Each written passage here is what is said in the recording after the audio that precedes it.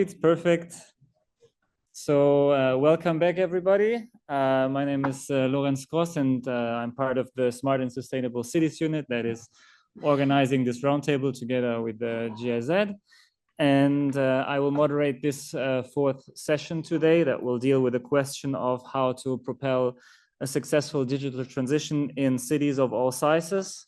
It builds a bit on the previous sessions that we've had today, and it really aims to outline the different key components of a successful digital transition in cities of all sizes, tailoring digital strategies and actions to the different unique needs of cities of different sizes, and recognizing the diversity of their different socioeconomic contexts.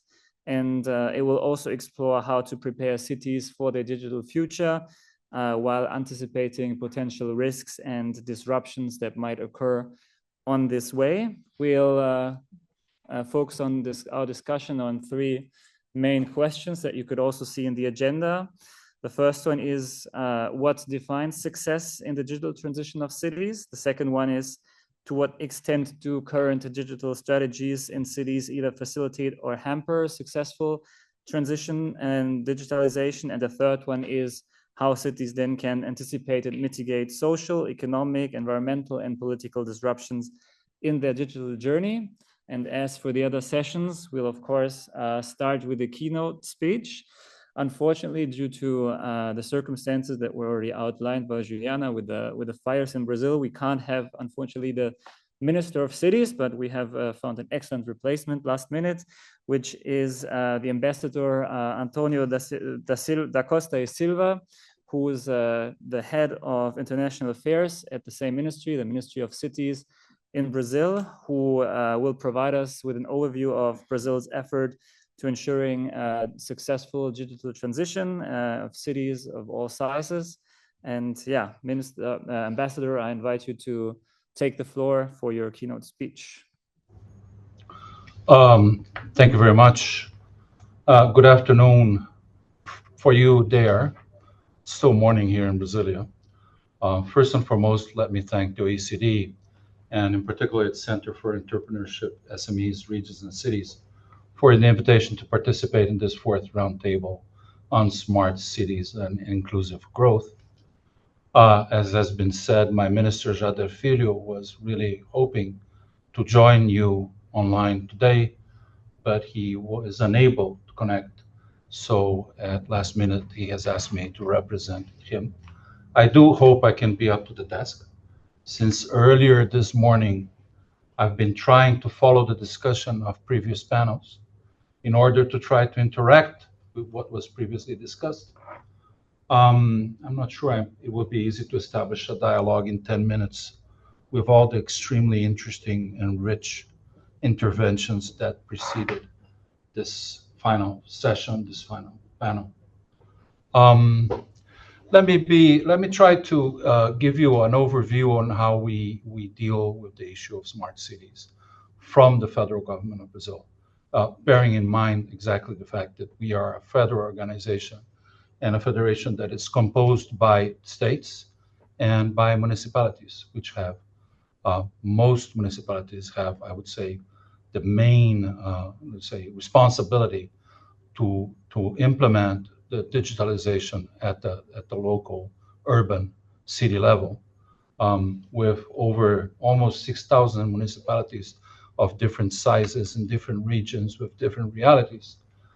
You can imagine that this is exactly not an easy task to have this multi-level policy working in favor of municipalities. But the approach that we take at the ministry is to look into projects presented by municipalities with a framework on how we see the smart cities policies. The digital transformation on cities in Brazil, therefore, is guided by three main instruments. The Brazilian Strategy for Digital Transformation, which indicates the potential of digital technologies to promote the country's sustainable and inclusive development through innovation, increased competitiveness, and productivity and job creation. We are very cognizant that competitiveness, productivity, and job creation are mainly happening in cities. in a country that, although extremely unequal and extremely diverse in terms of regional territorial realities, is still extremely unequal in all its social and economic development. So that is one of our main issues that we need to confront permanently. We also take into account the National Plan for the Internet of Things, which defines the technological guidelines for the topic, implementing and developing a national framework of services based on the free circulation of information, which observes data protection standards, obviously, part of the discussion that we had earlier in this roundtable. And in particular, and I want to call the attention of this particular instrument, is the Brazilian Charter for Smart Cities. I have shared with the OECD a PDF that kind of, it's a short version of this document in English. I think you will find it extremely interesting and rich. It was created after a significant effort of national mobilization led by the current Ministry of Cities at the time, which involved 130 public and private institutions, and generated a document that I think reflects our country's point of view on development of smart, sustainable, and particularly better integrated cities. I think if you look at page 8 of this document, I'm not sure that we can put it on the screen. It has the guiding principles, the objectives. It's extremely interesting, I think, read. That's the cover. On page 8, I think it's what I would call the attention, but please be aware of where we come from with the guiding principles, the guiding directives, and the 8 strategic goals. I think those are extremely important and reflect the debate that we had at the national level with all different institutions. Okay, we think the way we try to develop this ideas as a framework is to develop a strategy of financing projects at the local level, projects that are led, conceived, and implemented at the local level by municipalities themselves. Okay, so the idea is to allocate resources from particularly one main platform that we have, which is I'm not sure how to translate it into English, but I'll try. It's the Pro Cities or Better Cities, which currently has financing resources for this year or about 2 billion reais, which correspond to more or less, I think, 400 million US dollars to finance projects related to urban development and that have, whenever possible, a dimension of digitalization. But the main emphasis is always put on sustainable urban development. Here, bearing in mind that we are talking about cities which, even in its territorial design, are extremely unequal. Inequality in Brazil translates at different dimensions. Don't translate only in individual social dimensions. It also translates in territorial dimensions.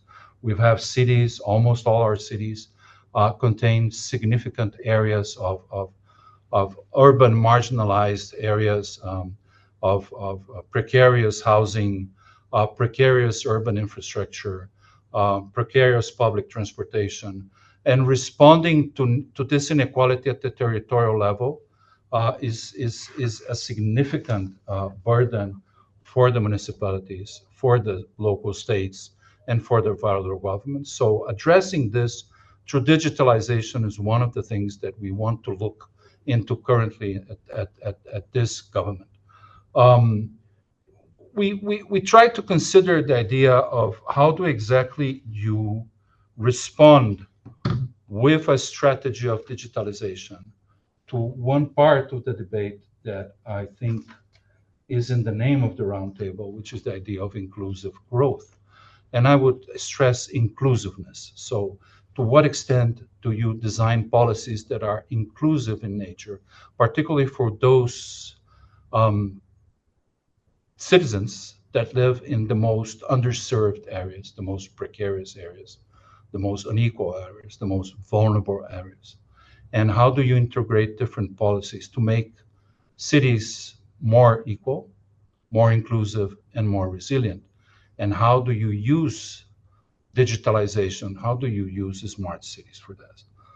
With limited resources.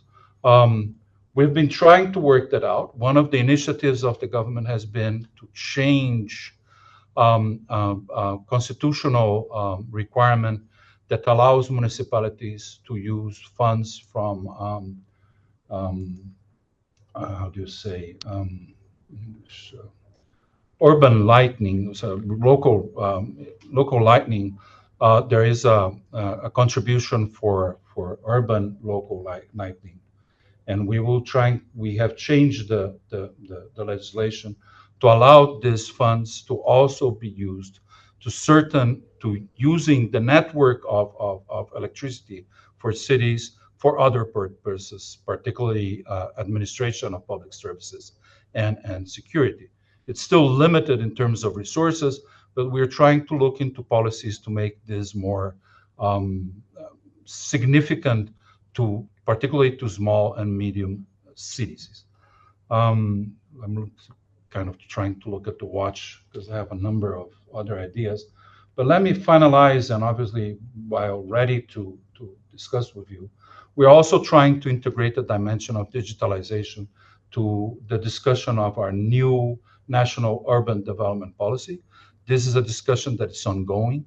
We have what's called a Council of Cities. This Council of Cities meets regularly. It has social organizations of all different levels, academic, unions, local organizations that dialogue with my colleagues here at the Ministry of Cities to try to develop this national policy. We hope we will have dialogues at the local level, at the state level, and then finally at the national level to finalize this national urban development policy. I hope sustainability and resilience will be major components, but also a strategy of digital integration and digital inclusion. Finally, if I may, I think for us, the main debate is inclusion. Again, let me finalize with that particular stress. For us, how do we address digitalization has to do with inclusiveness, how we make our cities more inclusive, less unequal, and provide better services. Bear in mind that although people are not aware, Brazil is a highly urbanized country. More than 85% of our population now lives in cities, big, medium, small. What we're seeing is actually that medium and small cities are growing, particularly medium cities.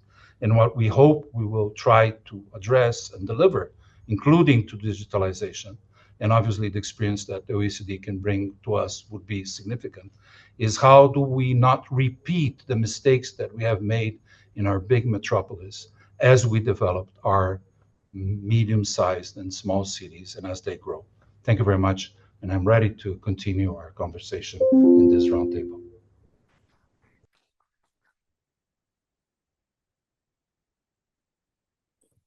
Thank you very much, Ambassador, for these insightful remarks that really incorporate the theme also of this roundtable on smart cities for inclusive growth, which really seems to be the emphasis of the Brazilian program.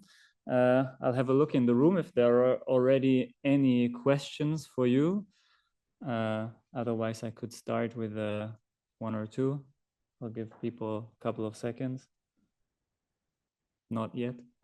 Okay, well then I'll start with my first or comment or question, which really relates to the aspect that you mentioned of Brazil being a very unequal country, and this being one of the main challenges also for digitalization. So my question would be about the Better Cities program that you have presented in your intervention, and whether this in a way also supports this gap in terms of development between different cities. If you have specialized support for municipalities that require more needs, more support, and how this links to the digitalization agenda in Brazil?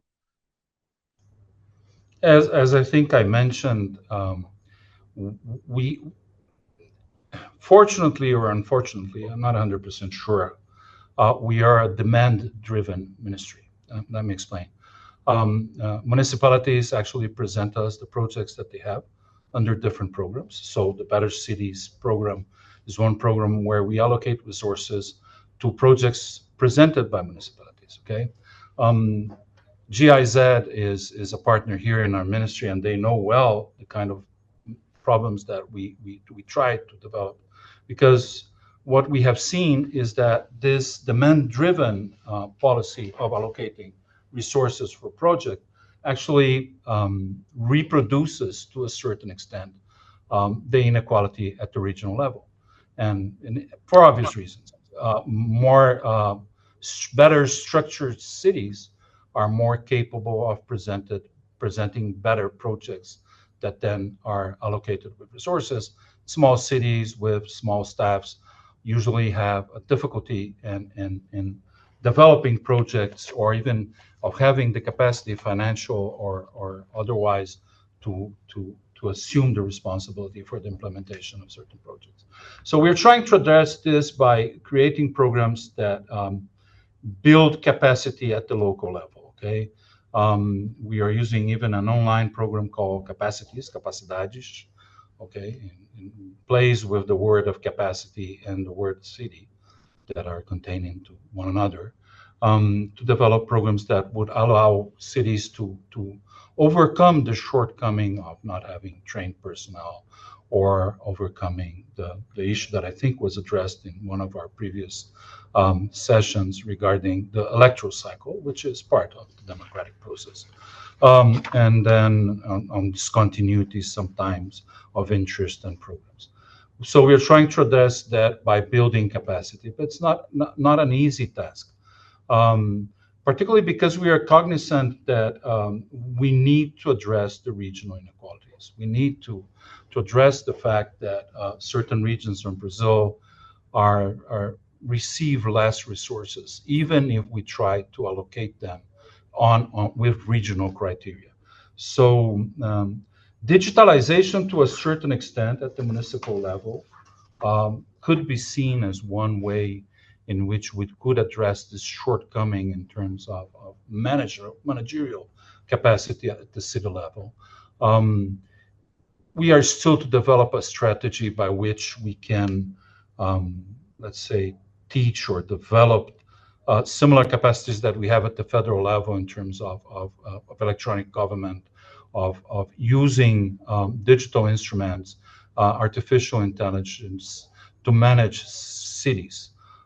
We are trying to create a multi-purpose territorial registry as one policy, which will allow us to then have all information that would allow us to develop better policies at the local level. And I think this is one thing that we are concentrating now, and we hope that this will give us the result of understanding better the local realities, of mapping better the urban realities of cities, particularly in terms of how we better integrate services like housing, transportation, electricity, sanitation, responding to this unequal distribution of how our cities have developed over the years.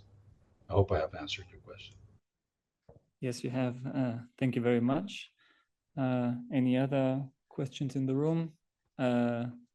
Yes, we have the, it's again the socioeconomic, it's so hard to read from here. Call it CSEND. Well, Ambassador, it was very interesting to listen to you. I've worked in Brazil, but I didn't realize that 80%, as you said, of the Brazilians live in cities. It's just a shocking reality. But I was just wondering, could you say a little bit more about the Council of Cities and your new urban strategy? Sounds very interesting.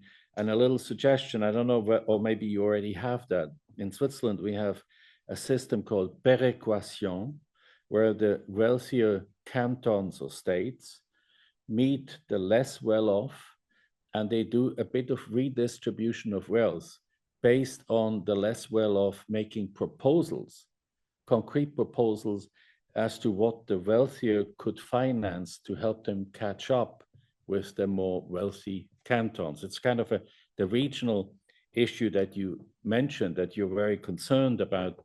Maybe through digitalization, there's even more of a drifting apart of the well-to-do cities compared to the other cities. Does such a system exist in Brazil? Not as such, obviously, for two, I think, two reasons.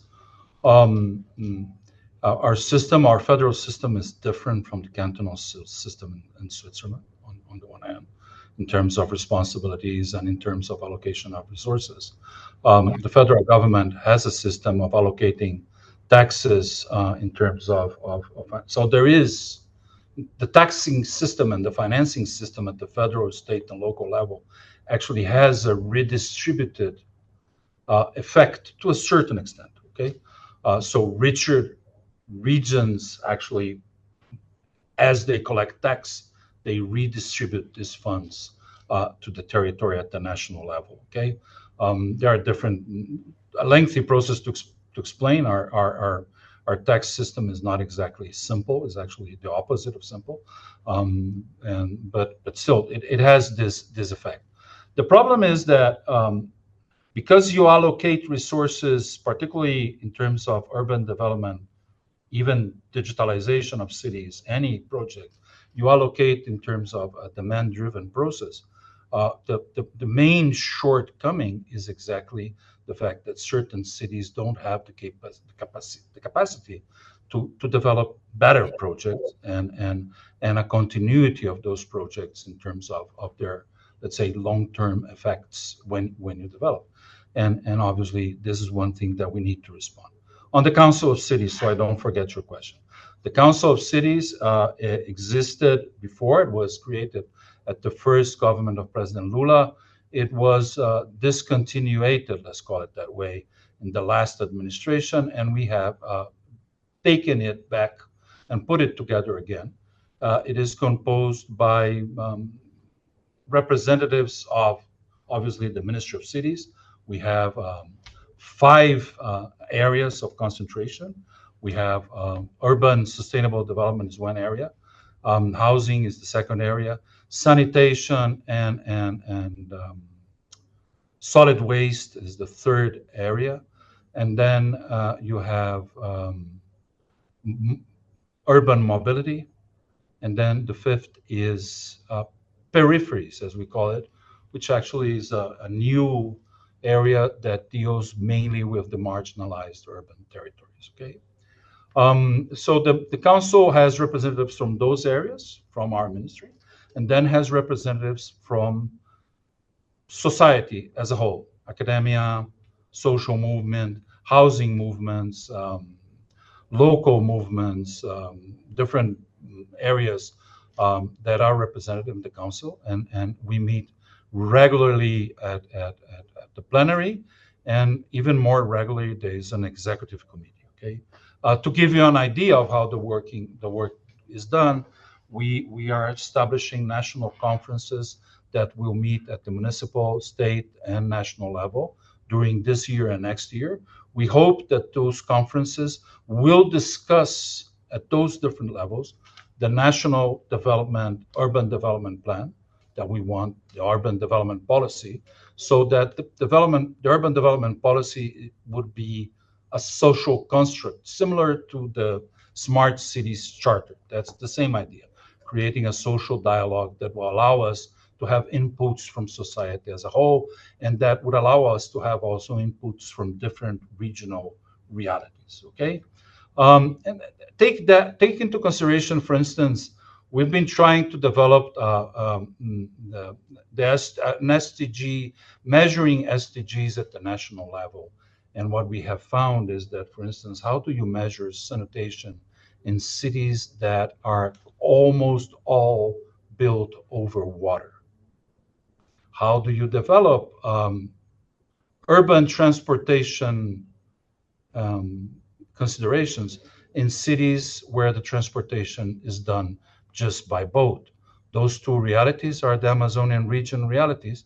And now, if you look at certain pictures on the internet, you will find that those cities that live on top of rivers, that transport themselves through boats, are living now on the border of completely dry rivers. So you have this complexity that makes the discussion at the national level something that you really need to be very precise in terms of how you look at the local realities and be cognizant of what are the expectations of the citizens in each region. So the dialogue between very rich cities, which usually are in the southern part of Brazil, like Curitiba, which is an example of a smart city, and very poor cities like even Belém do Pará, which is a huge capital but significantly different from Curitiba, is something that is not necessarily easy to do and to create examples that can be shared.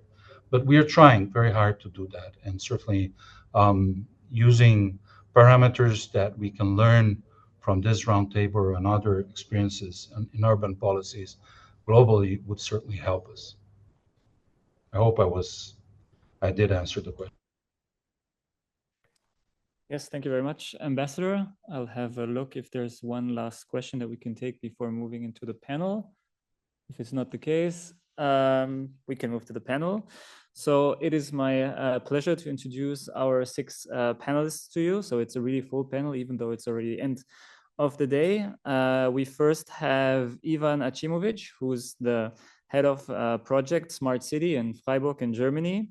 We have online with us Victoria Itzkovic, who is the Chief Information Officer of the city of Kiev. Eddie Copeland, who is the Director of the London Office of Technology and Innovation, followed by Sharon April, who is the leader of Digital Transformation Task Force and Local Government at the Ministry of Interior and Israel National Digital Agency, a very long title. And next to me on my left, we have Thomas Macaluso, who is the responsible for the studies and evaluation of public policies at the ANCT Digital Society program in France. And lastly, we have Tobias Revel, Associate Design Futures Foresight at AROP. And we'll start with the person I introduced the first, who is Ivan Achimovic from the city of Freiburg. And in Freiburg, the digital strategy focuses pretty much on the social aspect of the digital transformation to make citizens' lives easier, more comfortable. And it follows an approach that is user-oriented and aims to drive sustainability and contribute to the common good. So my question would be, in your view, what defines success in this digital transformation? And what conditions do you think need to be met in the specific case of the city of Freiburg? Hello, everybody, and thank you very much that I can be here and talk about our work in Freiburg. And thank you for these questions. I was thinking about this and prepare, of course, some answer that is based on our work in last 5 or 6 years, actually. And in our view, success in the digital transition is not merely about the outcomes we achieve, but also about the processes we employ to get there. A participatory approach is fundamental. We believe that defining goals and strategies should not be top-down determination.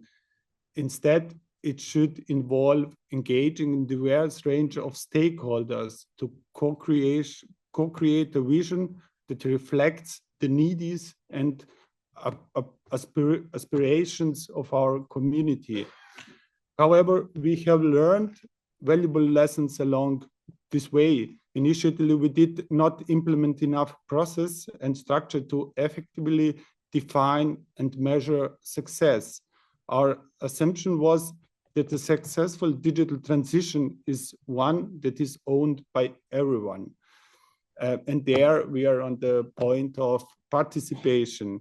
By involving various stakeholders, we aim to ensure that our actions would indicate success. but we realized that involvement alone is not efficient or sufficient. To improve our evaluation of success, we are exploring different methodologies, one of which is OKR, Objective and Key Results method. This framework helps us ensure alignment between our objectives and our activities. It allows us to set measurable goals and constantly track our progress, adjusting our strategy as necessary.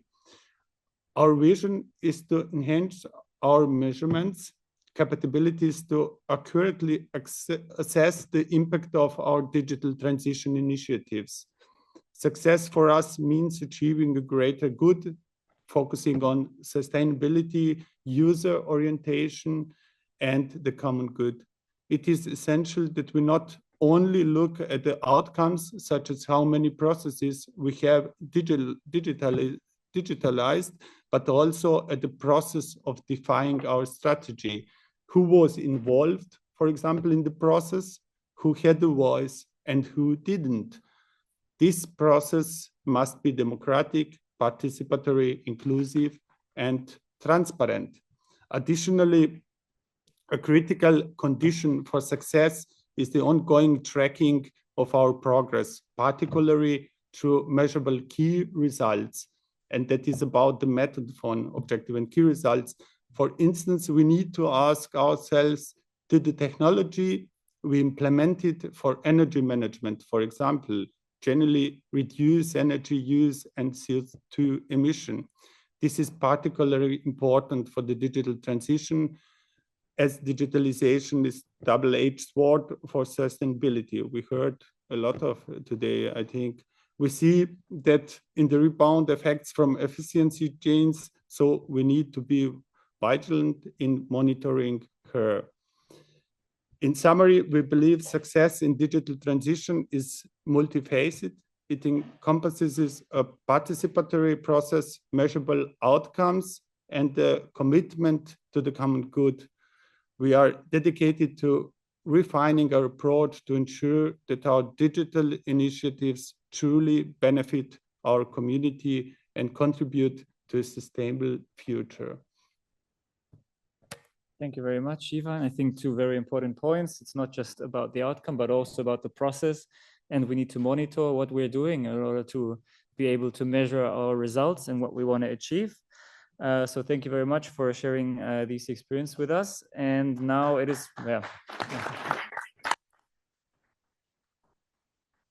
And we'll get back to you in the second round of questions. But now we'll turn to Victoria Itzkovic, who's online with us, the Chief Information Officer of the city of Kiev in Ukraine. And my first question for you is, how would a successful implementation of Kiev's 2035 digital strategy look like, and what potential disruptions do you foresee or you could encounter on this pathway towards achieving the digital transition in Kiev? You have the floor. Hello to all. First of all, thank you for having me online. It's not easy now to travel for us. It's quite an interesting question for the situation we're having now. In general, as a municipality, the major thing we have to take in account is making the life of people easier, and that is the aim of all the strategies that we are doing. Naturally, we have a major disruption now that is called war, and when you are having such a disruption in your city, if we're talking about the city, but in general we are talking about the country, then usually you come up with a situation that all your long-term strategies doesn't work. And you have to come up with new short-term strategies that will cover the needs of the citizens. Here in Kiev, as a key part of our strategy, we are having the Kiev digital app that has more than 3 million users. So it's the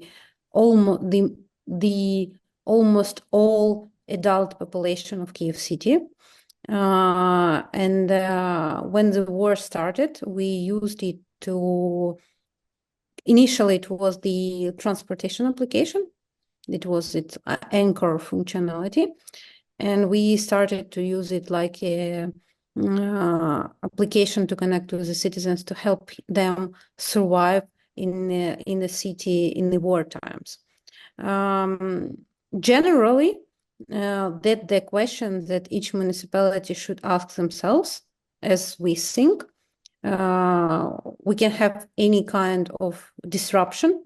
It can be not only war, it can be, for example, and my big stories to Brazil for giant fires that are having now, they are having now. The municipalities have to ask themselves a question: what they can do, and are they prepared enough to help their citizens in the times of we call it disruption, the times of huge emergency. When we are talking about our experience, you can imagine, for example, there is a Maslow theory, this triangle, where in the basics of this triangle, you have like the basic needs of people. So when we came to the situation, the first thing we thought it was the basics, it was safety. So we implemented the trustful channel of communication between city and the citizens about the situation. We implemented the air raid alert notifications that is still working, the map of shelters, map of evacuation points, and everything is needed to survive in the city. The next layer of Maslow pyramid, obviously, is you have to get the food and drink and everything. And we also did it through notifications and through the functionality in Kiev digital application. So in general, now we are on the different stage. So it's like the third year of war. The city survived, and we as a city have moved to different questions. We have a lot of people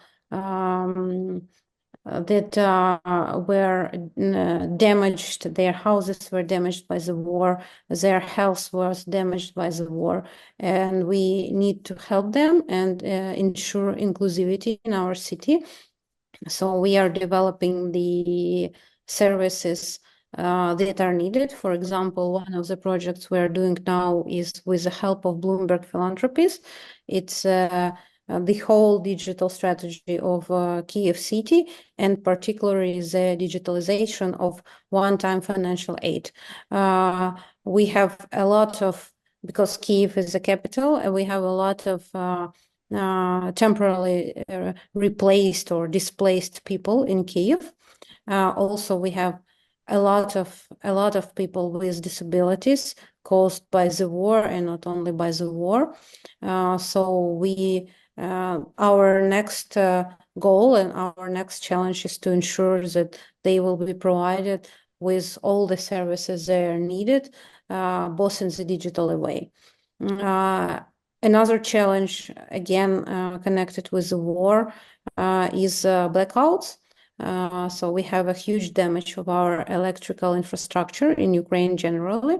So we have to ensure that all the critical services will be powered up, like hospitals, like educational institutions, etc. And if we are talking about digital, it's also connected with the mobile operators, with landline operators, so with the internet basically. And we as a Kyiv City municipality, and me as a CIO, so I'm in charge of all the digital layer of this. I have to ensure that the connectivity in the city will be as stable as it can be during the blackouts and everything that is going on. So concluding the answer to a question, frankly speaking, it's hard to answer what Kyiv's 2035 digital strategy would look like. It's really time for short planning, because the challenges are changing every 2-3 months, from the air raid alerts to the blackouts, from blackouts to the risk of flooding because of possible dam destruction above Kyiv city, from flooding to ecological problems caused by the fires around Kyiv, caused by the missiles, etc., etc. So the main strategy that we are now really can put in front of ourselves, as it's to be first, to be as flexible as we can be, and second, to come with as more disaster recovery plans as we can think about and imagine, in order to cope with every problem we can have. Thank you.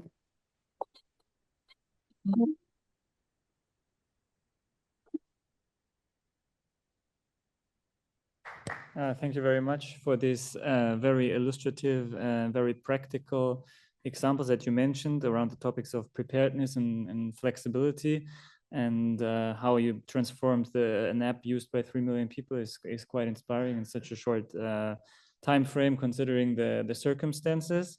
We'll have another round of questions for you later, but now we'll turn to Eddie Copeland, who is the director of the London Office of Technology and Innovation. And the question for you would be that, based on the experience of London, of course, how does successful data management for smart cities look like? And in your view, what do cities need to achieve successful smart data management? Well, thank you very much for giving me an opportunity to speak, and just wanted to offer huge praise to Victoria and her team for everything they're doing in Kyiv. Really, really remarkable. Just to explain my world a little bit, so you can appreciate where I come from. When you think of London, you might think of one big global city. What I see is 33 separate cities, and that's because London is made up of 33 boroughs, municipalities. They are completely independent. They look after all their own local city services, different politicians, different teams, different local priorities. So it's my job and my team's job to try and help them work together to get the best out of innovation, data, and technology, and including on data, sharing that data so that we can see how problems and opportunities manifest at a truly London scale. In terms of success, though, if we're thinking about the role of technology, data, innovation, and this word smart cities, I've been following the smart city movement for the best part of the last 14 years. I don't know if you've seen this as well, but I've noticed that the early phase of that, we saw cities all around the world, including in the United Kingdom, spending millions of pounds on very fancy new technology that did almost nothing to actually solve or improve a residents' lives. Okay, I'm noticing some agreements in the room from that. We started treating cities like they were companies who just needed a better IT system to be made more efficient. This is not what a city is, and we all know this. So it's been pleasing to see more recently around the world, in London as well, starting with the resident problem. And what is the point of any of this unless it's to try and solve our residents' problems and make their lives better? So in London, it's been wonderful to see in the south part of London where there was flooding in 2001, 2002, very sensibly saying, well, how do we predict and prevent flooding? And using Internet of Things sensors in rain, water, gullyways, in pipes to detect if they are blocked. You see if there's high rainfall coming, you preemptively clear those drains, you prevent the flooding. Very simple, a good use case, but it solves a resident problem.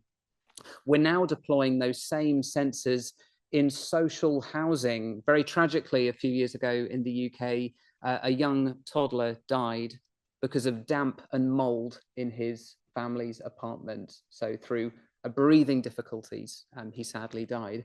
We can get ahead of that problem by putting those sensors, by sharing the data from them so that we can see if a property is too damp, if it is too humid, too warm, then we might have that problem in future. Let's predict it, prevent it, and get ahead of it. And finally, I see some work happening in one of our boroughs, Westminster, where they have decided, rather than trying to improve our digital services so it's more efficient when a resident complains, why don't we have as our goal that the resident never needs to complain in the first place, because we already know about the issue. So they have started by looking at noise complaints on construction sites. When new properties are being built, they have the sound detectors, and the council then knows if it's too loud, they can go and intervene to stop the problem before it starts. So start with the resident problem. This is success criterion number one. The second one, and we heard this from the ambassador, we heard it from some of our previous two speakers, residents have got to trust it and they've got to be engaged with it. And I've seen this go wrong. So one example, imagine the single mother with 3 children living in a temporary accommodation hostel at risk of homelessness. She is being asked to upload PDF documents and access complex web forms on a mobile phone which has got a broken screen and an appalling Wi-Fi connection. This is not an inclusive service, ladies and gentlemen, and yet we still see councils and cities around the world offering that sort of thing. On the Internet of Things, smart city front, we realize that if you don't talk to your residents, they can get the wrong interpretation of what you're trying to do. One London borough tried to put sensors into a local park to determine how frequently it was used so they could increase the amount of investment they put there to make it a better park. On a local Facebook group, the residents thought that this was the council collecting data to create the evidence to close down the park. They had all those sensors destroyed by residents, created a lot of public unhappiness, and broke down that relationship with the local authority. And so we've got to get on the front foot, involve our residents, co-create it with them. And just one example of that, in the London Borough of Camden, they co-created a data charter with local residents where they asked their residents, what is it okay for us to do with our data, with your data, and where is the red line? Where should we stop? And then the very final thing for success is about scale. Again, amazing cities represented around this room today. How good are we at actually sharing what works and particularly what doesn't work? We sometimes see the shiny press release with all the good news. We need to be honest with each other about what doesn't work as well. My job is scaling what smart cities do across London, helping them work together. I know that's challenging, but they do an incredible job of sharing openly so they can all learn faster, quicker, and at reduced cost and risk. And delighted to be at this forum where we can do that at a more international level. Thank you.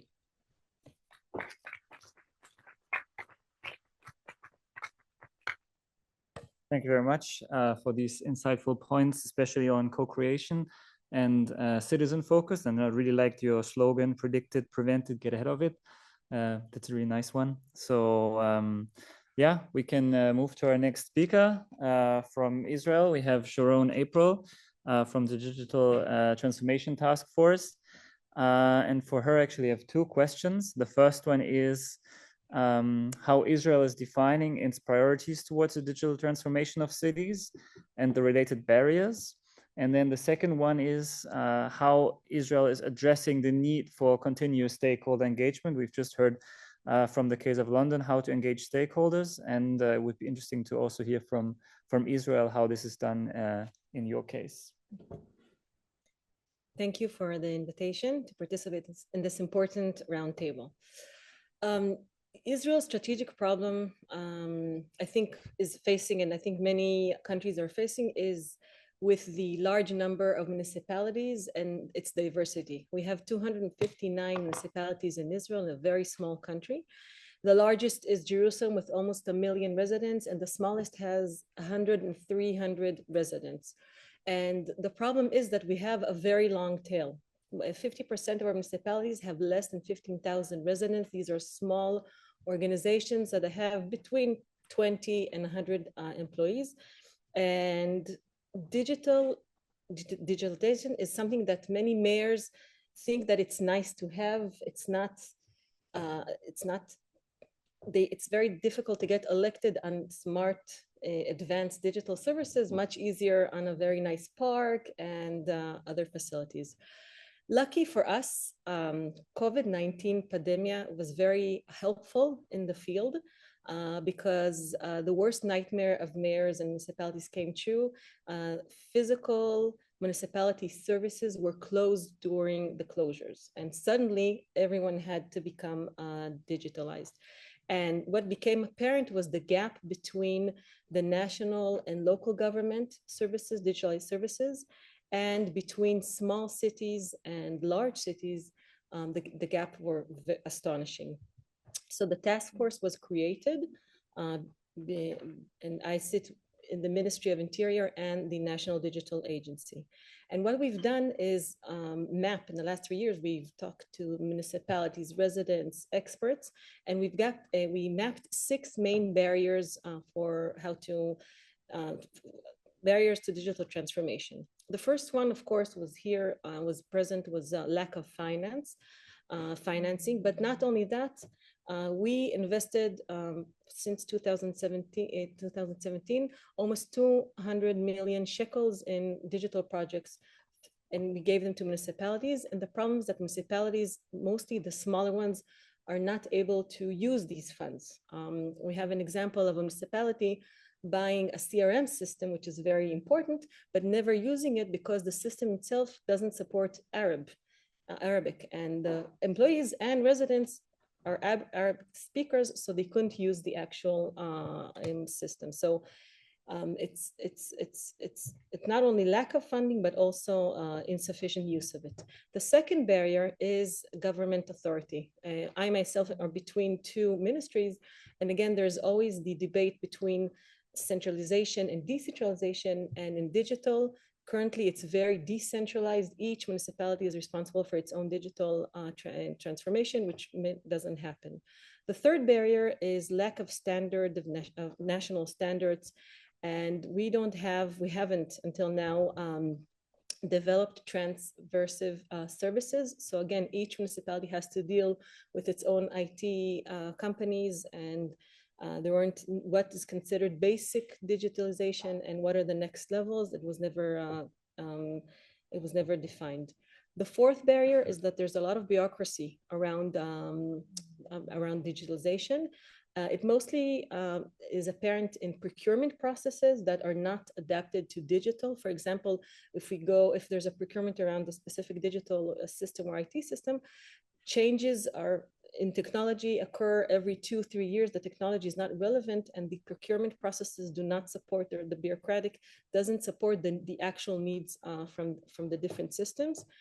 So there's over bureaucracy in those areas. The fifth barrier is the IT market is very small in Israel, and we have outdated products and bad services. And mostly like we have 3 large companies that are dominating the market, and none of the international actors are coming because it's a very small market with very small, not very profitable organizations. So it's stuck. So there's no new services, a lot of investment is needed in order to improve the market. And the 6th barrier, which we all discussed, is lack of high quality digital human capital. In Israel, there's a very successful high-tech economy, and everyone wants to be there and not in the small local municipality. So we really lack a lot of high quality digital capital. So these are the barriers, and I think in the round 2 I'll explain what we were doing with all these nice barriers that we found. Okay, perfect.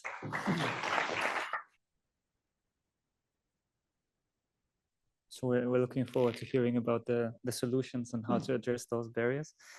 So now, second last speaker of the first round is Toma Macaluso from the ANCT Digital Society program.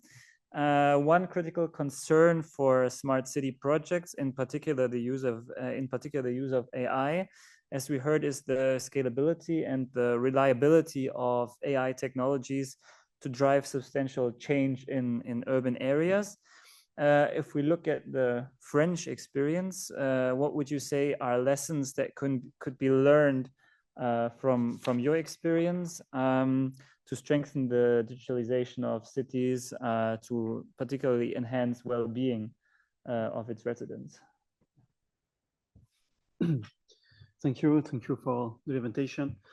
So as you said, I work in the National Agency for Territorial Cohesion in France, more specifically in a team driving national public policy on digital inclusion.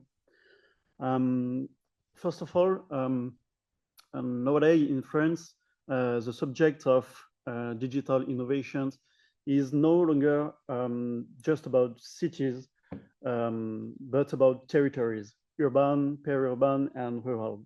Of course, thanks to the good development of infrastructures, especially optic fiber. And indeed, more than 200 territories of all sizes in France have recently launched projects incorporating digital innovations. That's why here I'm going to talk about smart territories. The question concerns the choice of digital technologies to drive substantial changes and to address these issues. I think we need to start from the aims of each project and their values, especially to avoid using digital technologies as territorial marketing. So we must not forget that smart territory is first and foremost a territory. This means that building a smart territory is a way of implementing territorial projects or public policy projects, of course. Therefore, a smart territory is structured around objectives, principles, and values, regardless of scalability of technologies.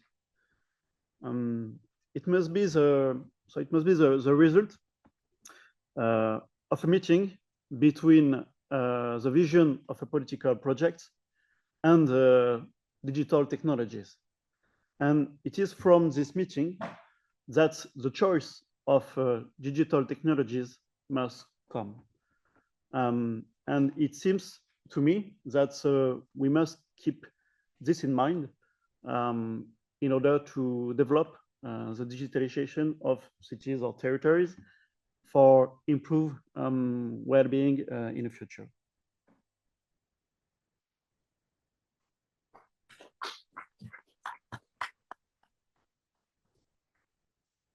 Thank you very much. Very good points, especially on focusing on territories and not just cities. We'll go now to the last speaker of the first round before we see whether we start directly with the second one or if we take some questions first. So we have Tobias Rever from Arup with us today. And again, it would be interesting to hear about your specific experience with Arup of well, turning towards the question of what is success in digital transition of cities. So not just looking from city perspective, but also from the private sector a bit. Thank you very much. Right before cocktails for the easy questions. Brilliant.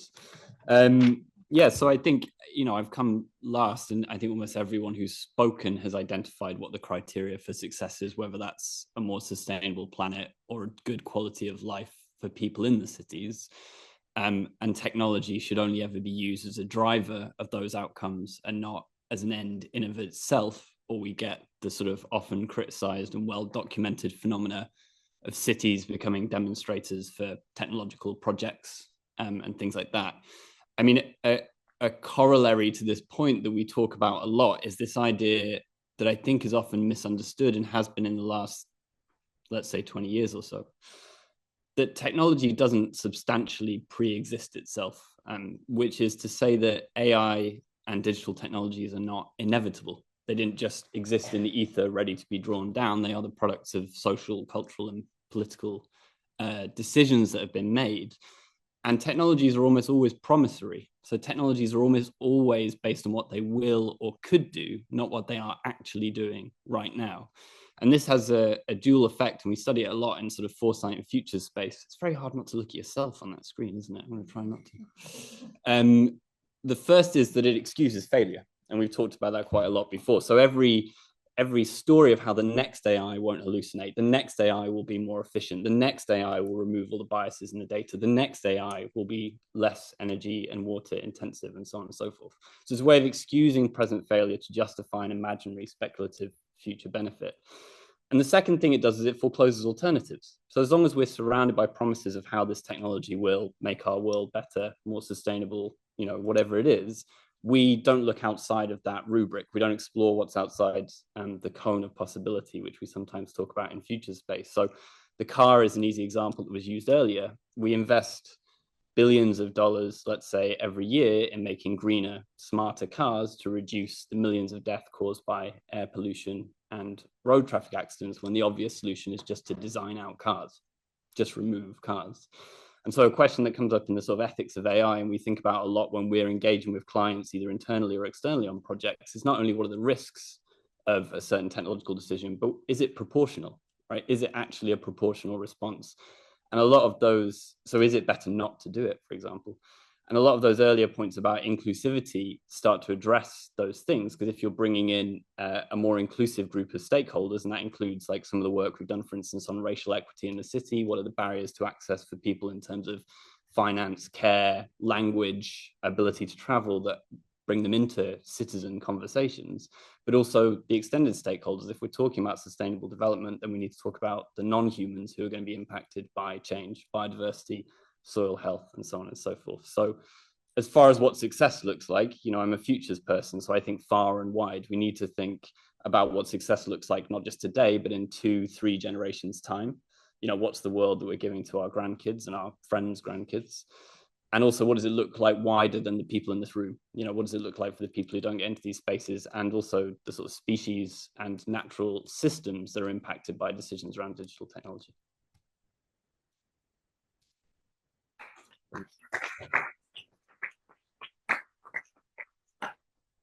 Thank you very much. Very good point on this long-term perspective that sometimes it's not necessarily seen and discussed, and it's just about the impact that something can achieve within the next year or the next 5 years, but not really thinking much about 3-4 generations ahead.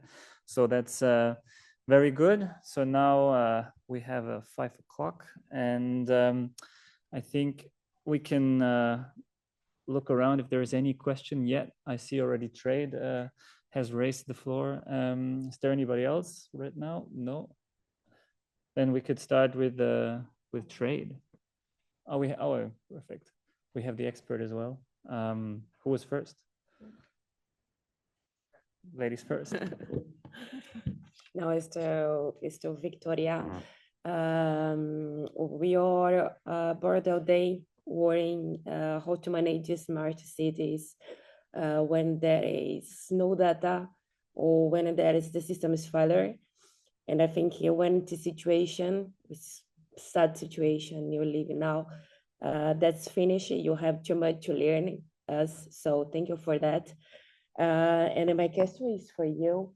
You mentioned it in London, you have many communities, independent communities. And my question is, that's work in individual.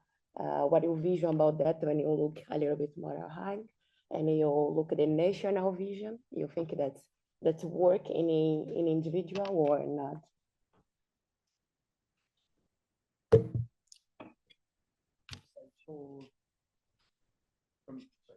Mike. So to answer your question, I think my team and I think pan-London all day, every day. All of the different municipalities of London think about their local patch.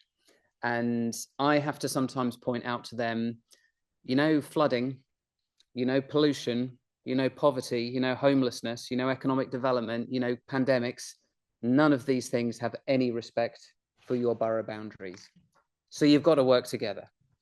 And I think in a lot of countries, the United Kingdom included, we often have this debate, what does national government do and what does sort of small city units do? And we miss what's that regional level, because actually often when we're tackling the big issues that affect society today and will do well into the future, as we heard from the last speaker, we need to get the collaboration and the problem solving at the right sort of level. Trying to do things nationally can be slow and difficult and gets sucked into national politics. Trying to do things just at a tiny city level, when you have many, many different local authorities, as we heard from the case in Israel, can be very difficult as well. I'm a fan of the regional collaboration. It's not easy, but that's why my team exists, to try and make it as easy as possible to solve those at the appropriate level. Thank you very much. Now over to you. Thank you for giving me the floor. My name is Joseph Konvitz. I retired from the OECD in 2011 as the head of the Regulatory Policy Division. So my question is really also slightly linked to an observation, which is that regulation is largely driven in response to crises and accidents, crashes, disasters of all kinds. And then there's a government drive to do something about it. You know, we won't let this happen again. And around the table today, many, beginning with the mayor of Sendai, many of you have referred to a very specific tragedy or a series of tragedies in your jurisdictions. So in a sense, I think what I've said has been tested empirically.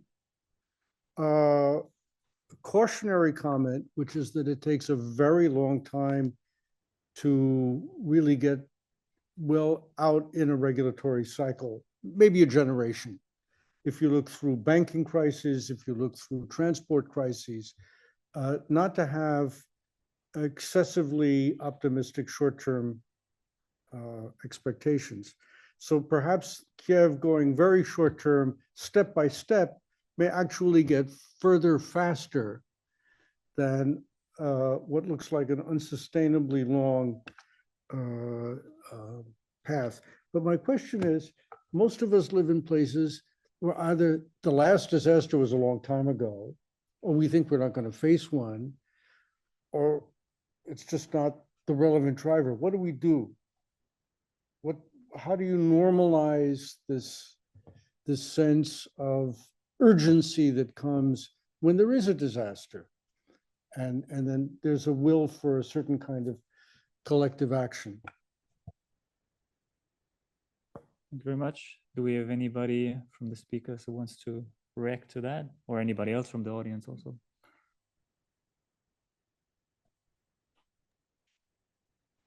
I can react. Yes, from Kiev. It's okay. I just can come back to our experience. So first of all, thinking about the disasters, you will be never prepared enough to the situation that is coming. Yes, as for our experience, you can try to be prepared as much as you can be. My advice, as for now, is to try to think about all the unrealistic scenarios that you can imagine, because usually when we are preparing in normal situation when we are preparing the disaster recovery plans or business continuity plans or anything. We are taking there is a lot of different frameworks, approaches, how you measure the risks, but usually you're taking all the risk and you are measuring the probability of each risk. And usually, even if, for example, you are having the data center and you are thinking about, okay, what is the probability that my data center will be completely destroyed? And you think, okay, it's the lowest probability, and you don't take this risk. Now the world in the situation that you have to take this risk seriously. Remember, we had pandemic just recently, and we thought that it like the end of the world. Now we are having the war, and it's like everybody, I mean, in Ukraine specifically, we forgot about the pandemic. What will be next? I don't know. Probably alien invasion. It's like a joke for us all, but in general, it can be anything.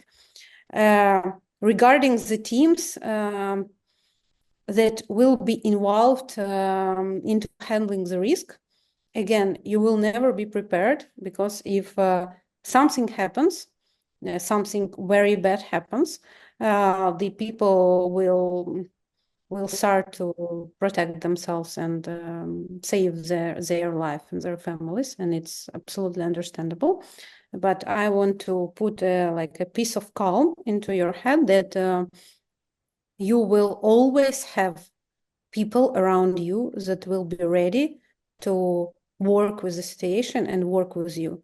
It will be much smaller team that probably you're having now, but the problems that you will be handling, they will be much more clear. It will be immediate problems. So in general, people are people. Some people will leave, some people will stay and will be with you to handle the situation. So my advice is just to try to work about some general workshops and brainstorms inside your teams or with some external organization, just to imagine the worst possible scenario that can happen and try to put in the high level, even the high level design of what you will be doing in this situation. Thank you. Thank you very much. It's good to remember that there will always be some people that we can work with and they want to work with us. In the interest of time, I think we can move to the Arup. No? Yes. Yes.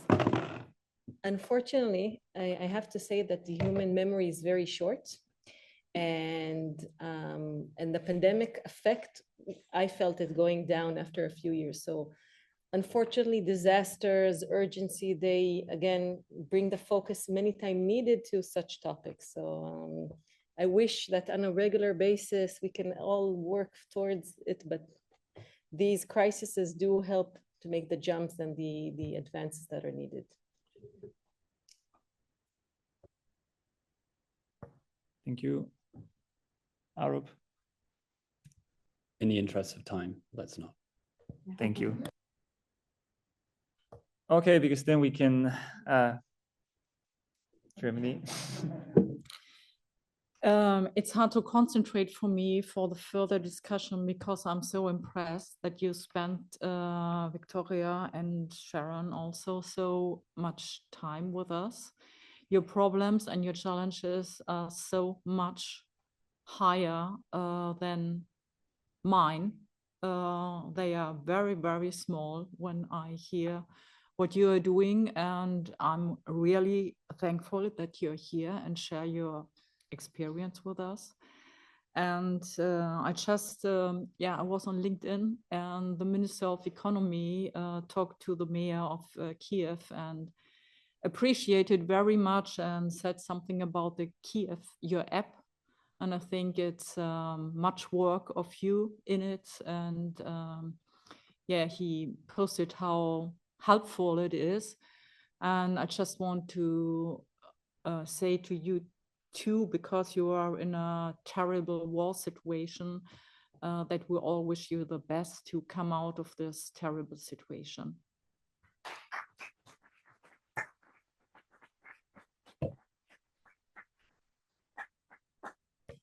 Thank you.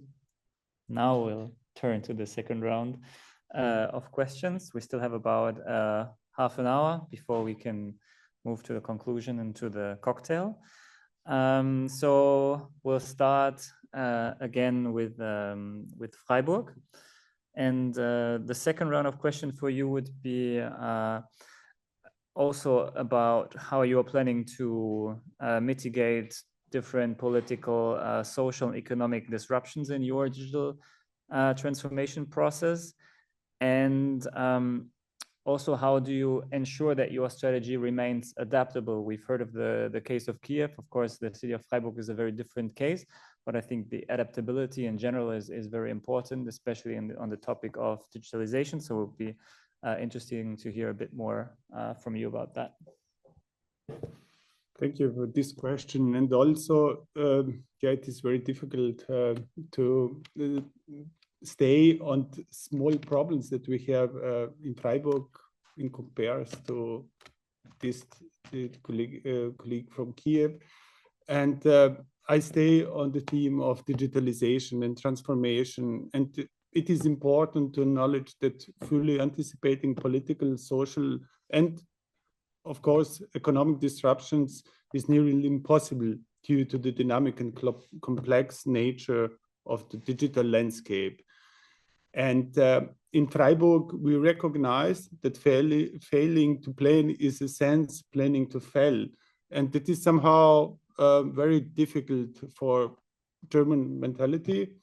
What we require is a flexible and adaptable yet structured approach to our digital transformation. While we are not there yet, we are actively working on developing this framework. Like many cities, we strive to keep up with ethical guidelines and strategies that can help orient us in this rapidly evolving field. Capacity building is crucial. We encourage our teams to attend conferences such as these and learn about new topics beyond their immediate responsibilities, avoiding getting stuck in the daily routine. Collaboration with other stakeholders is also very vital. We maintain strong connections with institutions like the University of Freiburg and Uniklinik Freiburg is medical institution, and research institutes like the Fraunhofer Institutes. They are very active in research field in Germany. We utilize different formats such as bar camps for our last digital day, which focused on the topic of AI, and organize hackathons to foster innovation and knowledge sharing. Moreover, we are committed to sharing knowledge with other cities and networks in Germany and beyond. Through networks such as the Smart City Model Project Network and AI Alliance in Baden-Württemberg, federal state in Germany, our partnership with colleagues from Mulhouse and Basel in the region, we exchange insights and best practices to enhance our collective understanding. An important shift we are pursuing is evaluating the role of the digital and IT department from merely being a service provider to becoming a business partner and also innovator. This transformation allows us to work cross-departmentally to better mitigate disruptions. As a part of the Smart City projects, we are intending a transformation to establish more competencies and processes, including the creation of data excellence office in the administration. For example, this office will ensure that integrate of our data, which is essential for informed decision making. Also, IT security is very important and becoming a top priority. And we are developing escalation processes to address potential vulnerabilities. Many of these points also address the second part of your question regarding adaptability and resilience. We have explicitly planned for our digital strategy to extend only until 2025, after which we will evaluate and get our lessons learned for the next phase. This reevaluation cycle is critical to ensuring our strategy remains adaptable. Our hope is to build processes that are even more agile than the 5-year cycle, allowing us to respond promptly to emerging challenges and also opportunities. In summary, our approach involves collaboration, continuous learning, capacity building, and establishment of robust processes and guidelines for worst-case scenarios. But iterating our strategy through testing and evaluation, we aim to create a resilient digital transformation that can effectively navigate us to complexity for our ever-changing environment. And that is maybe the way how we understand and how we are going through this transformation process. Thank you. Thank you very much. In the interest of time, I would ask the next panelists to stay within the time or even be a bit more concise, because we're approaching the end of the roundtable. We've been here for more than 8 hours. So if Victoria is still with us, you've already mentioned a couple of tools you're using in the current situation. My second question for you would be about how you are leveraging AI and digital twins in the current situation. We've heard a bit about digital twins already in some of the other sessions, so it would be interesting maybe to get another use case from you. Thank you. So I will try to be short. Regarding the AI, we are now exploring the possibilities of AI, the sphere where we are really using it. It's a sphere of the safety, and it's connected directly with video surveillance. So we are using AI in a course of the video analytics, and we actively use it from the start of the war to detect the enemy warfare techniques around Kyiv city, and we are still using it now. There is no enemies around Kyiv city. However, we are still using it for the safety purposes. As per the digital twins, we are using it widely. We are having in Kyiv city working situational center, and for example, I mentioned the scenarios of possible dam destruction above the city. So in the course of digital twin, for example, we are having in situation center the complete plan of possible flooding that is that taking in account the heights of the city, and we are able to prognose the flooding around the city in the situation if the dam above the city will be destroyed. Everything that is, if we are not talking about the immediate situation, everything that is connected with transport planning, with the development and building planning is also done using the digital twins technology in Kyiv city. Thank you. Thank you very much. That was very precise and a very concrete example. So thank you very much. And also from my side, thank you for staying with us for so long. We'll now move back to Eddie, back to London. And we'll specifically now focus a bit on the aspect of data security that we've talked a bit about, and the role of data privacy. In particular, the question would be, what is the impact that AI will have in data management for smart cities, and how can cities better prepare to face data privacy and security issues and challenges? So on the question of data privacy, I guess, two different angles to bring. So when we think about data in smart cities now being collected everywhere, the challenge is you can't opt out of your city. And therefore, again, I go back to that point of resident trust. And just because we can collect data to do a thing, should we do that thing? And again, even that example I mentioned earlier of using sensors in someone's house to detect temperature and humidity in order to go and help them before mold occurs. How would each of you feel if I knocked on your door and said, hi, I'm here to install the sensor and just check what's going on in your property? It's quite a paternalistic view of government. And we actually need to check, is that okay? Is that how we want to do things? I think on the question of AI, we will see, again, an explosion in the use of data. And when I look around lots of the city governments in the UK, and I think this is true internationally, it tends to be the big technology companies selling their wares, saying what's the art of the possible. And a lot of our ability to manage our data, we are trusting what they say about how well they protect our data, where they process it, who can access it, and for what purpose. And we know that we have to be very cautious about that trust.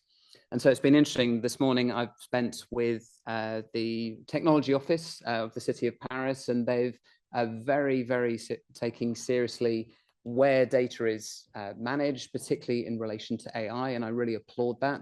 And I think making sure cities are on the front foot, not just letting the technology companies drive how we use AI, but saying what we need to do to secure resident trust and to do it in a way that is cyber secure and respects privacy is absolutely the right way around. So cities must drive this conversation, not the tech sector.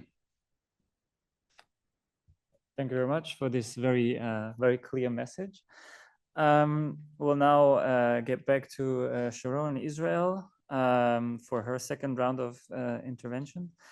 And my second question for you would be how national and city governments can be better prepared to address the different obstacles towards successful digital transformation, such as issues that we've talked about, like human capital, capacities, but also legal obstacles, and what specific strategies are being implemented in Israel to overcome these challenges in also smaller cities and rural areas that are, of course, also part of the discussion. So the first thing we want to do is flip the service funnel and make 80% of our digital services digital. Leaving it 15% to phone services, phone support, and always keep the frontal support, but minimizing it. And we're doing it for two reasons. The first thing is that it's much cheaper. Municipalities don't have money. We're talking about finance, and digital services cost $1 compared to $100 for the frontal physical service. And second thing is that the younger generation doesn't want to talk to us, doesn't want to meet us. They want to do everything through their smartphones, and we need to provide it. So we want to flip the service. The second thing you want to do is provide optimal municipal governmental digital services, so I don't have to stop with the municipality and then move to the government. And we're creating and building these bridges. And the third thing is that we need to stop addressing cities as one, and we distribute and do the differentiality between them. And we're dividing them into three. We're talking about municipalities with high level of digital ability, and they need a bit funding, they need beta sites, they need to be mentors to less advanced cities. We have an intermediate level of cities, and they need a lot of support and assistance. And this we can give them on regional level and governmental transversive services and regulation and assistance. And we have cities with low level of digital ability, and they need a lot of support. Many times we need to do things for them, because if we're looking at the residents, they're not getting services they're entitled to because of the lack of ability at the city level. So we're looking at differentiality and how we're planning to do this on three different ways. First thing is that we're in the last 6 months, we wrote a national strategy for policy for the local government, bringing together ministries, local government, representative experts, and we're aiming to set the regulation in this area, standardization. It's very, it's felt it's missing. Building these transversive digital services, and a lot of information is not transferred from government to local government. So we're working on all these bridges and where we want and where we're aiming. The second thing is that in order for the needle to move, we need to bring financial incentives because change is difficult, but also we need to bring the advanced procurement services and make sure that the standards that we're setting in the policy and the strategy are implemented. And this will manifest in incentives to migrate to the cloud. Israel now has a huge cloud programs, and municipalities are left behind. We're trying to advance them, and also developing advanced procurement mechanisms to make sure that the standards are implemented. And last and most important is the human capital and the change we need to do. So a lot investment in training and knowledge sharing and communities, and there's a lot of things to do there, but also look at the regional as the level that can provide many basic services that are not being provided at the local level. That's it. Thank you very much. Very insightful, especially this aspect of the differentiation between different groups of cities and what kind of support they need, and not treating cities as one group of cities. I think it's very interesting, and I think it resonates also a bit with the case of Brazil, with the different challenges that different municipalities are facing and what kind of support they need. So we're moving closer to the end, but we still have two last interventions. So the second last one by Thomas. And my second last question, or last question for you would be about the success for smart cities in France. How would you in France define the success of smart cities? And we've talked a lot about the different conditions that need to be met. So if you look at the example of France, do you see any good practices, any cases that you would like to share? To answer your question, I'm going to refer a study conducted by the General Inspectorate of the French administration in 2022. One thing is clear, in France, there is currently a real momentum behind the smart territories or cities, but there is no single French model for a smart territory. There are, in fact, a wide variety of local initiatives based on iterative approaches. And according to the General Inspectorate, the main reason for this is that there is no real strategic framework. And however, it would be interesting to collectively develop a strategic framework based on shared values, of course, in which the French government could play an important role with local authority representatives. This seems to be a condition for the success of French smart territories. And finally, smart territories will be a real success if one part of the population is not excluded from access to public services. Of course, I'm thinking of people who still have difficulties, real difficulties using digital technologies today. It is important to note that around a third of French people have one kind of difficulty using digital technologies.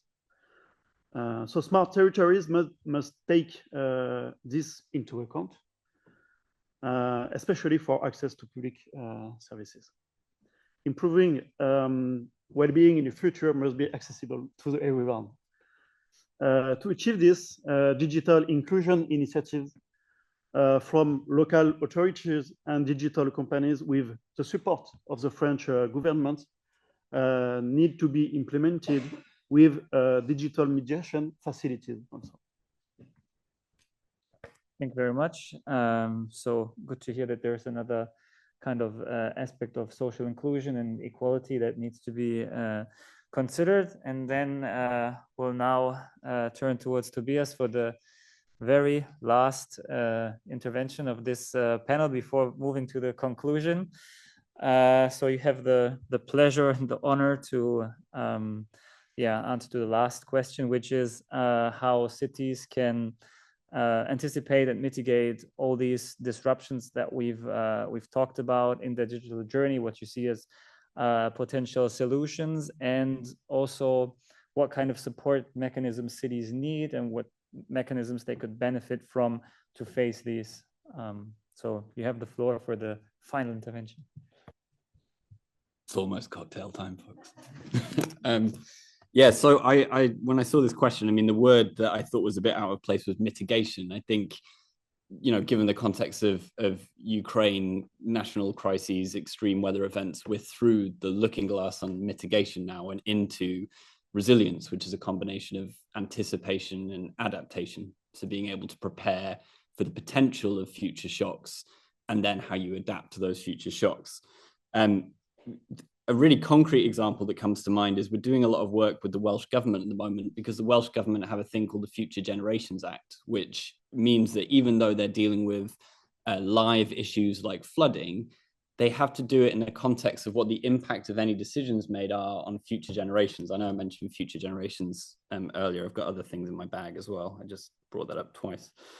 And this means that actually there's always a long-term perspective. There's always a sense of adaptability and anticipation and what's the world going to be like. And then what we can do is we can bring certain data to bear on those questions. We have good sources of data on things like demographic change, the likelihood of extreme weather, sea level rise, heat. Arup itself uses a lot of AI for things like discriminative applications in urban heat modeling, wind modeling, GIS data, all the sorts of stuff that's been mentioned together already.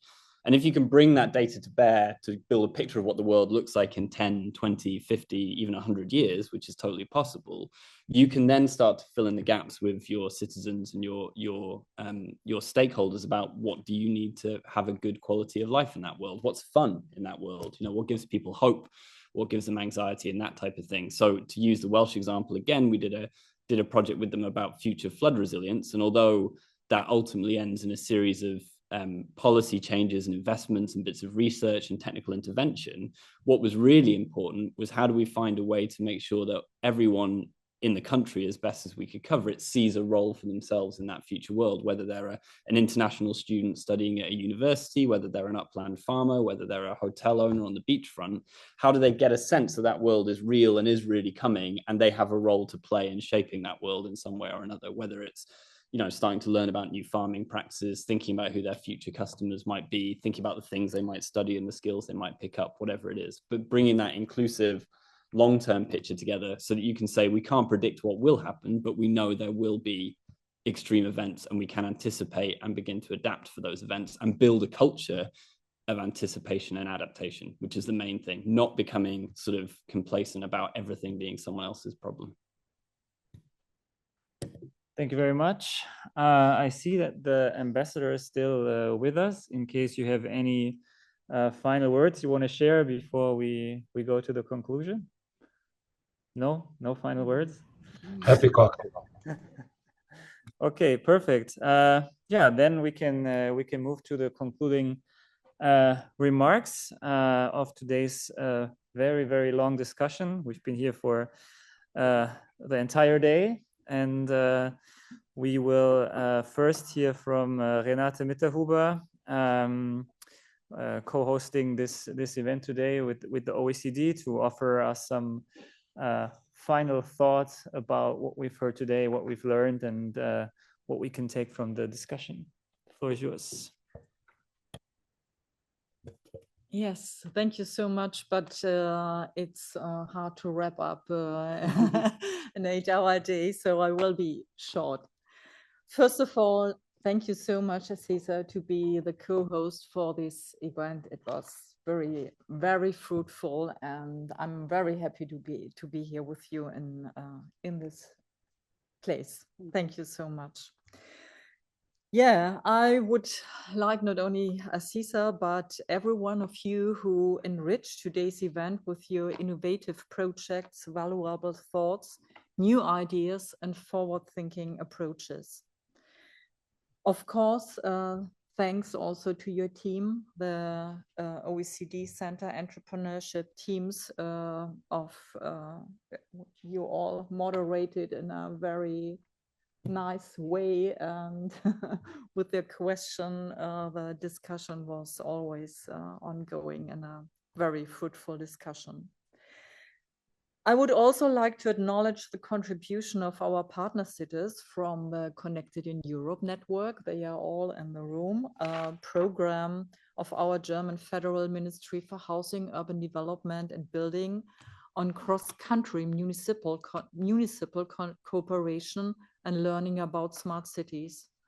Thank you for sharing the perspective of small and medium-sized cities across Europe today, because this is the main topic, the small and medium-sized and smart cities.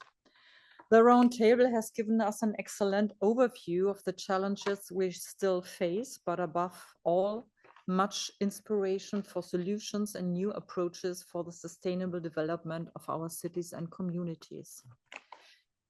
The day started with your director, and she talked about 3 challenges. It's about infrastructure, the challenge that big cities are innovation driven, but small cities maybe have the question of smart regions to realize smart regions as a question of survive. The whole day we talked about the challenge of financing. It's of course, it remains a big question how it's going on. And third was data governance, and I include in this topic the topic from the session 3, AI, because it's all about data and which data we use and how we use it, and about ethics. We need to use the data and all that. So we got many answers to that questions, and I felt a high commitment or consensus about about the first sentence in our Smart City Charter from 2016. And the first sentence is: smart cities are committed to sustainable and integrated urban development. And then it continues that the people are in the middle of all smart city activities and strategies. So I feel in this room here that we all talk about people-centered smart cities and smart regions. And the other conclusion is up to you from all the input you got to draw your own conclusions. And of course, it's about cooperation and strong networks. And look in the room, it's all here. Let's make the best of it.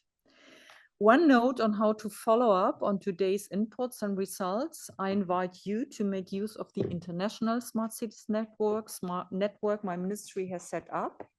We do many different events to support direct exchange between smart city practitioners and strategists. And as a network, they are very well positioned to build up on links made today. So please feel free to reach out to them for continuing threads. Let us carry the momentum of this roundtable into our countries and communities and regions and continue the important work of building smart and sustainable cities for the common good. Thank you so much and have a nice evening. And see you soon.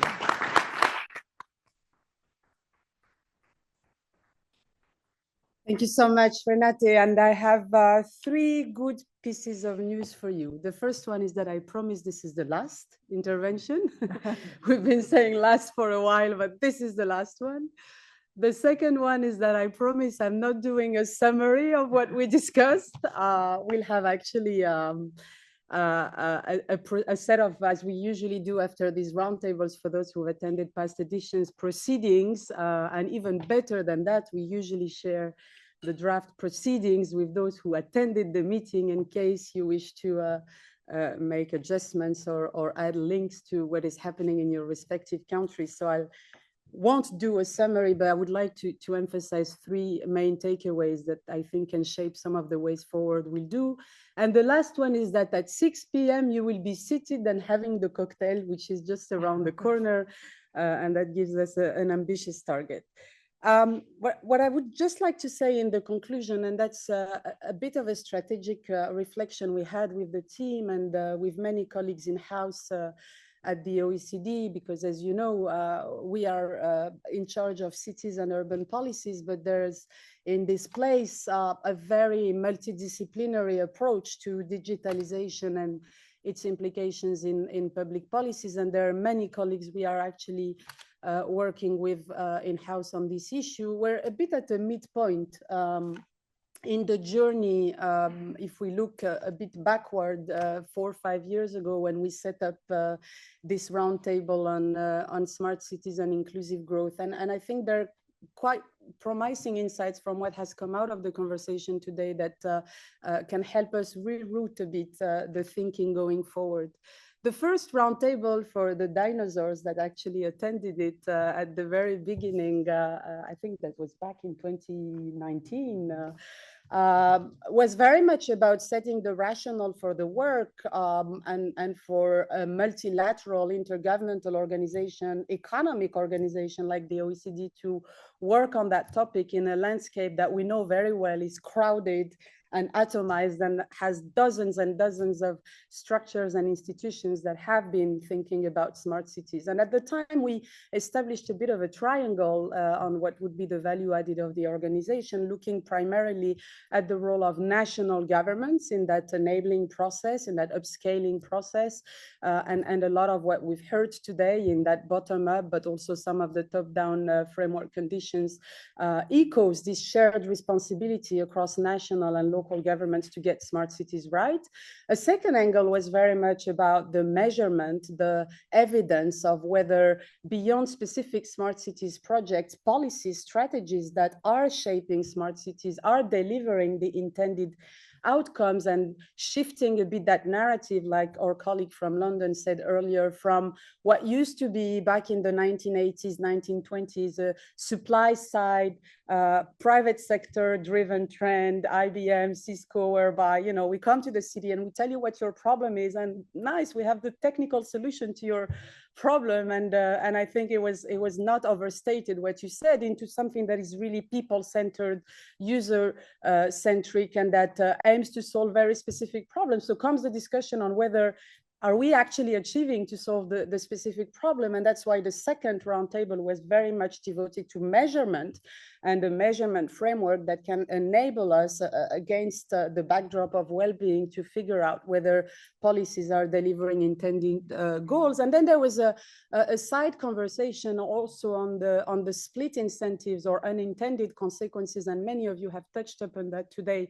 And notably in light of the net zero transition and whether in the end we are actually delivering better benefits than costs in the sense of societal costs with this digital transformation. And I think the last roundtable that was about smart/net zero cities was also about these trade-offs. And I think we are a bit at a midpoint with this roundtable now that is very much focusing on the scale and this polycentricity that at the OECD we are calling for, arguing that, you know, growth, productivity, but also inclusion and sustainability shouldn't be thought of only in large metropolitan areas, even if these do agglomerate a big chunk of the population, but also in that more distributed system of cities, because that's also an issue of cohesion and public acceptance behind, to make sure that we have this balanced urbanization. And that also applies to digitalization. And I felt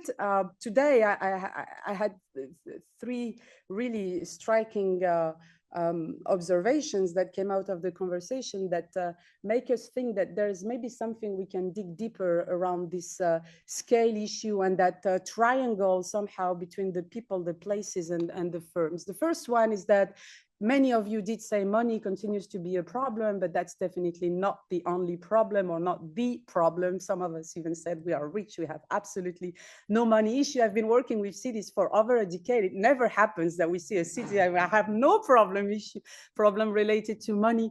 And a lot of what you've said on regulation, of course, from the macro level perspective, but also on skills, on breaking silos, on citizen trust, on how you build partnership, also, I think, holds significance when you go to the scale. You can think on the one hand that the scale of a small or mid-sized city enables you to solve more quickly some of these problems because of the proximity, but that on the other hand, it raises or maybe magnifies other problems, and notably what you mentioned about access to funding.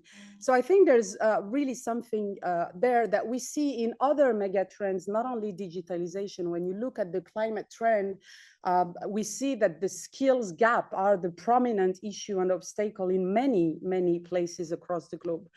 The second thing that I found very striking is the point that was made by the Smart Cities Council about efficiency. I mean, this is a place, of course, that is the house of economists, and what we look for often is efficiency, even if sometimes we look at the efficiency equity trade-off. And that point that was made that, you know, efficiency for what?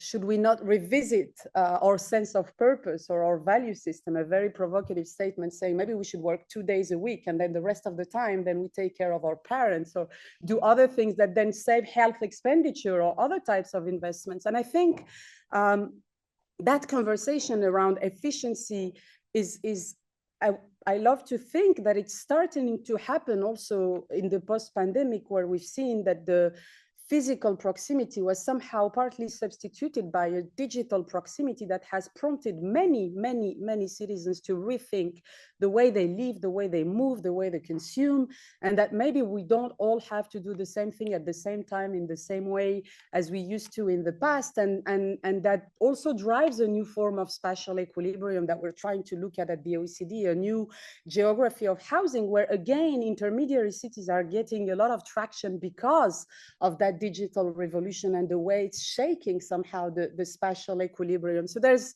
something also around this efficiency in the new normal and this resynchronization of our social lives that I think is extremely interesting. And then the last point that I would like to stress is that what was illustrated in many examples about this intermediation of the regional level.